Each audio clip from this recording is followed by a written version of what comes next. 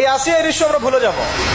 এই যে মেয়েটা কাতরাতে কাতরাতে মারা গেল আজকে, বেশি দিন সময় লাগবে না, 1 মাস 2 মাস হাইয়েস্ট 3 মাস। এর আগেও বহু ইস্যু আমরা এসেছে ভুলে গেছি, একটার পর একটা এসেছে, একটার পর একটা ভুলে গেছি আমরা। আপনারা দেখে নিয়েন 3 মাসের মধ্যে এই মেয়েটাকে সবাই ভুলে যাবে এবং যাবো ভবিষ্যতে। লিখে নেন আপনারা, এই বাচ্চার কথা কেউ মনে রাখবে না, এই বাচ্চাটার কথা কেউ মনে রাখবে না। 3 মাস পরে, 6 মাস পরে, 1 বছর পরে আরো নতুন ইস্যু আসবে, আরো নতুন পাপ হবে, আরো বড় বড় ঘটনা ঘটবে। এরপরে মানুষ এই বাচ্চাটাকে ভুলে যাবে। এই বাচ্চাটা কি তার মৃত্যু যন্ত্রণা ভুলতে পারবে? তার সম্মানহানি ভুলতে পারবে? তার পিতামাতাকে ভুলতে পারবে? এখন প্রশ্ন হচ্ছে, তার পিতাকেও যদি আমরা জিজ্ঞাসা করি, ইসলামে রেপের শাস্তি হচ্ছে মৃত্যুদণ্ড, আর ব্যভিচারের শাস্তি হচ্ছে অর্ধেক কোমর পর্যন্ত পুঁতে পাথর নিক্ষেপ করে হত্যা করা। এবং বিবাহিত ব্যক্তি হলে এই শাস্তি, অবিবাহিত হলে 100 বেত্রাঘাত, 1 বছরের নির্বাসন এবং সমাজ থেকে বয়কট করা। আর ধর্ষণ হলে সরাসরি মৃত্যুদণ্ড। 3 মাস সময় লাগার কথা না, 3 দিনের মধ্যেই করা সম্ভব। এটা শরিয়া আইন, এটা আল্লাহ রাব্বুল আলামিনের শরিয়া বিধান। এখন তারাও কি এটাতে রাজি হবে? যারা শোক প্রকাশ করছেন তারা কি এই বিধানটা কার্যকর করতে রাজি হবেন? যে ধর্ষককে সবার সামনে প্রকাশ্যে মৃত্যুদণ্ড দেয়া হোক, শরিয়া আইন কার্যকর করা হোক? রাজি হবেন না। কারণ আপনারা বলবেন এটা করতে গেলে বাংলাদেশ থেকে মৌলবাদী রাষ্ট্র হয়ে যাবে। তো সমস্যার গোড়ায় আপনারা যেতে চান না, ডালপালা নিয়ে নাড়াচাড়া করেন।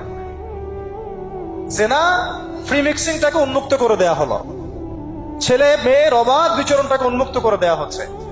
একটা চরম ক্ষুধার্ত মানুষদের সামনে যদি আপনি খাবারকে উন্মুক্ত করে রাখেন, এরপরে যদি কেউ জোর করে খাবার খেয়েও ফেলে, শুধু কি আপনি খাদকের দোষ দিবেন? পুরো সিস্টেমটাই দায়ী, পুরো সিস্টেমটাই দায়ী এখানে। আপনি নারী পুরুষকে অবাধ মেলামেশা দিয়েছেন, ফ্রি মিক্সিং এ দিয়েছেন, একদম ছোটবেলা থেকেই, স্কুল লাইফ থেকে, কলেজ লাইফ থেকে, ইউনিভার্সিটি লাইফ থেকে, জব সেকশনে, এমনকি রাজনীতি করতে গেলেও কর্পোরেট সেকশনে, ব্যবসায়িক সেকশনে, অফিস আদালতে, সব জায়গায় ফ্রি মিক্সিং কে অবাধ ভাবে আপনি উন্মুক্ত করে দিয়েছেন, আমরা উন্মুক্ত করে দিয়েছি। এর উপরে ছড়িয়ে দিয়েছি পর্নোগ্রাফি। পর্নোগ্রাফি সবার ফোনে ফোনে। পর্নোগ্রাফি দেখতে থাকলে একটা মানুষ বাচ্চাকে না, কয়েকদিন পরে পশুর সাথেও জেনা করতে পারে। যদি সামনে দেখেন যে মানুষ পশুর সাথে জেনা করেছে, আপনার অবাক হতে পারেন, আমি অবাক হব না। কারণ পর্নোগ্রাফি মানুষকে পশুর সাথেও জেনা করতে শেখাবে। বাচ্চা তো কিছুই না। এর উপর আছে বিবাহ বহির্ভূত সম্পর্ক, ব্যভিচার, জিনা, ফ্রি মিক্সিং, ভ্যালেন্টাইন্স ডে মতো দিবসগুলো পালন করে ছেলে মেয়ের অবাধ মেলামেশা। আর এই জেনাগুলোকে আমরা বলছি কাছে আসার গল্প, যেখানে ওর উপরে 100 বেত্রাঘাতের শাস্তি অলরেডি মজুদ হয়ে গেছে। আর কতগুলো যে জেনা হয়েছে এটা তো আল্লাহ পাক ভালো জানেন। একটা দুইটা তো করে নাই, একটার পর একটা চেঞ্জ করেছে। বিবাহিত ব্যক্তি পর্যন্ত অন্যের স্ত্রীর সাথে জেনা করেছে। আর এটা তো ধর্ম তো অনেক বড় বিষয়, ধর্ম তো অনেক বড় বিষয়। এটা তো একটা মানবতা বিরোধী অপরাধ, এটা তো একটা মানবতা বিরোধী অপরাধ। এখন সমস্যা কি এক কেন্দ্রিক? এটা বহুমুখী সমস্যা। ফ্রি মিক্সিং রেখেছেন, পর্ন চালু করে দিয়েছেন, এবং সবচেয়ে বড় কথা, এর শরঈ বিচারটুকু নিশ্চিত হচ্ছে না। তাহলে সমাজের মধ্যে এগুলো কমবে না বাড়বে? সিম্পল, সমাজের মধ্যে এগুলো বাড়বে। 6টা কাজ করেন, ইনশাআল্লাহ তাআলা কমে যাবে। প্রথমত শরঈ পর্দা নিশ্চিত করেন, দ্বিতীয়ত ফ্রি মিক্সিং বন্ধ করে দেন, তৃতীয়ত আপনারা জেনার শাস্তি চালু করেন, চতুর্থত সমকামিতা বন্ধ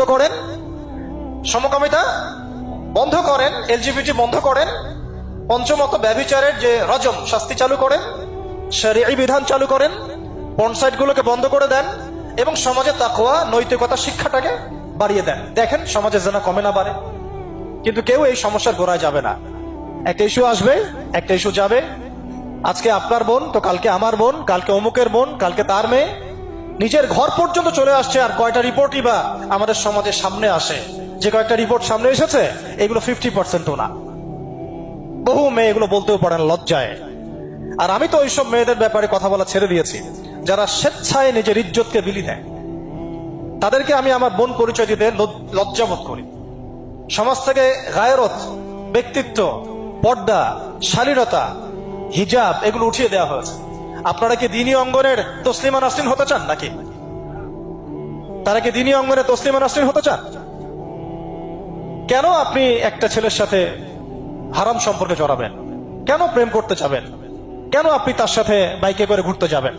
কেন আপনি আপনার বন্ধুদের সাথে ফ্রি মিক্সিং এ ঘুরতে চলে গেলেন, 3 দিনের রাস্তা, 7 দিনের রাস্তা, 10 দিনের রাস্তা, অথচ আপনার উপর হজও ফরজ না মাহারাম ছাড়া। না আপনি পর্দা মানছেন, না মাহারাম মানছেন, আর সমাজে না আছে ইসলামী শরিয়া আইন অনুযায়ী বিচার, আর না আছে পর্ন বন্ধের উদ্যোগ, আর না আছে ফ্রি মিক্সিং বন্ধের উদ্যোগ। তো আপনার ইজ্জত চলে গেলে কে ফিরাই দিবে আপনাকে? আমি তো আপনার ভালোর জন্যই কথা বলছি। সমস্যা হচ্ছে আমরা সমস্যার গোড়ায় যেতে চাচ্ছি না।